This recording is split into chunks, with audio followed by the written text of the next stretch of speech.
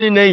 শিয়াদের সম্পর্কে আমাদের দেশের সাধারণ মুসলমানদের মধ্যে ধারণা খুবই কম। শিয়াদের ভিতরে সবচেয়ে যারা ভালো, তাদের সবচেয়ে ভালো আকীদার একটা হলো যে লা ইলাহা ইল্লাল্লাহ মুহাম্মাদুর রাসূলুল্লাহ বললে কেউ মুসলমান হয় না। আমিনের বিপ্লব কোনোদিন ইসলামী বিপ্লব না, কারণ শিয়ারা ইসলামের অনুসরণ করেন। ইরানে যারা রাজত্ব চালাচ্ছে তারা মুসলিম নয়, আর আপনি যদি তাদেরকে মুসলিম মনে করেন তাহলে আপনি আর মুসলিম না।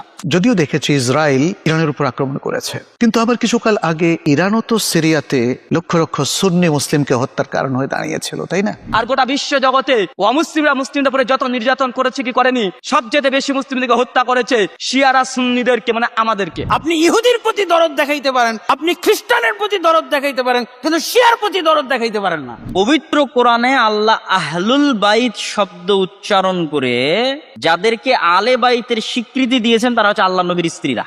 সে আল্লাহ নবীর স্ত্রী আয়েশা রাদিয়াল্লাহু তাআলা আনহার বিরুদ্ধে গালিগালাজ করে একজন মুসলিম হিসাবে আর একজন সুন্নি বিদাতি যদি বেরলভিও হয়, তবুও চাইবে না যে আয়েশাকে কেউ গালি দিকে সে মক্কার মদিনার মেম্বারে। এই জাতীয় লোকগুলোকে যদি আপনি আপনার বন্ধু বানান এবং তাদের পক্ষে কথা বলেন, তাহলে আমাদের কিছু বলার থাকে না। আপনাকে জানতে হবে কার কথা আপনি বলছেন, কাদের পক্ষে আপনি ওকালতি করছেন।